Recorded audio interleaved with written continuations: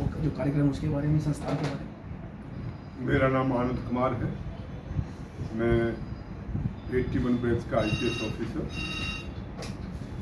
Ministry of home affair से, जो गृह मंत्रालय कहते हैं, वहाँ से स्पेशल डायरेक्टर अर्थात DG पद से मैं रिटायर हुआ और अनेक प्रदेशों में मैंने काम किया। ये राष्ट्रमान पार्टी को लेकर के हम लोग काम कर रहे हैं और राष्ट्रमान पार्टी के माध्यम से महर्षि दयानंद और उनका जो चिंतन है उसको लेकर के हम आगे बढ़ रहे हैं। और हमारा जो पॉलिटिकल विजन है वो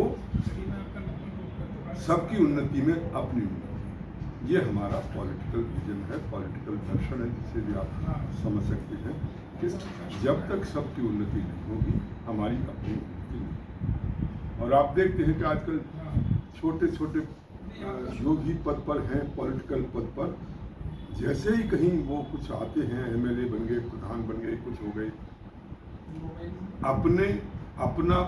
अपनी उन्नति या अपनों की उन्नति, केवल ये दो उद्देश्य रहते हैं। पता नहीं कहाँ से गृहलक्ष्मी की जो है वो नेपोटिज्म का जो मामला पर जो है वो होने लगी है। तो ये स्थिति जो है देश में चल रही है।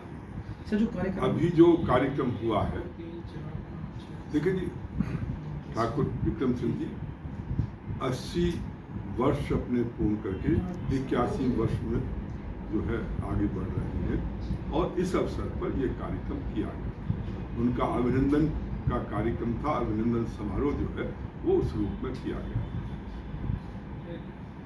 इनका जीवन पूरा का पूरा तपस्वी जीवन रहा है। युवावस्था में पूरा प्रचार प्रसार वैदिक चिंतन का, वैदिक विचारधारा का, और उसके बाद जब गृहस्थाश्रम में आए तो उसके बाद कुछ जो इन्होंने जहाँ कहीं भी जिस बिजनेस में भी हाथ डाला, परमात्मा की कृपा हुई। तो एक प्रकार से इनके ऊपर सरस्वती और लक्ष्मी दोनों की कृपा है और दोनों का इन्होंने भरपूर उपयोग किया है समाज के कल्याण के लिए, राष्ट्र के कल्याण। और इस रूप में हम लोगों ने ये विचार किया कि उनके का अभिनंदन जो है इसी रूप में मनाया जाए एक भव्य समारोह के अवसर पर, और कल उनका कार्यक्रम ये हमने मनाया। पर ये केवल एक अभिनंदन समारोह नहीं था। अभिनंदन समारोह के माध्यम से भविष्य में आर्य समाज की जो रूपरेखा है, भविष्य में आर्य समाज को किस ढंग से आगे बढ़ाना है, वैदिक चिंतन को कैसे बढ़ाना है, उसकी भी रूपरेखा साथ में थी प्लानिंग।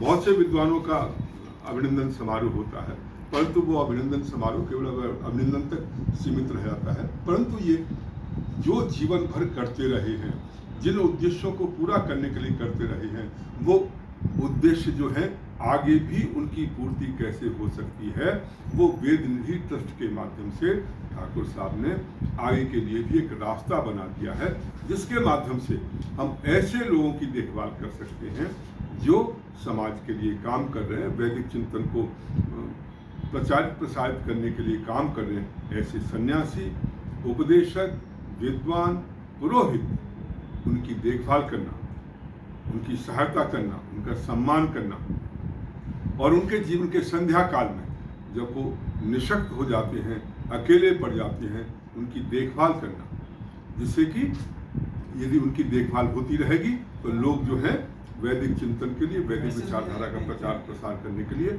आगे बढ़ते रहेंगे, काम करते रहेंगे। तो एक प्रकार से ये आगे तक ये परंपरा चलती रहे, उसके लिए भी ये इनका कार्यक्रम था और इसी रूप में इस कार्यक्रम को मनाया गया। बहुत बहुत धन्यवाद।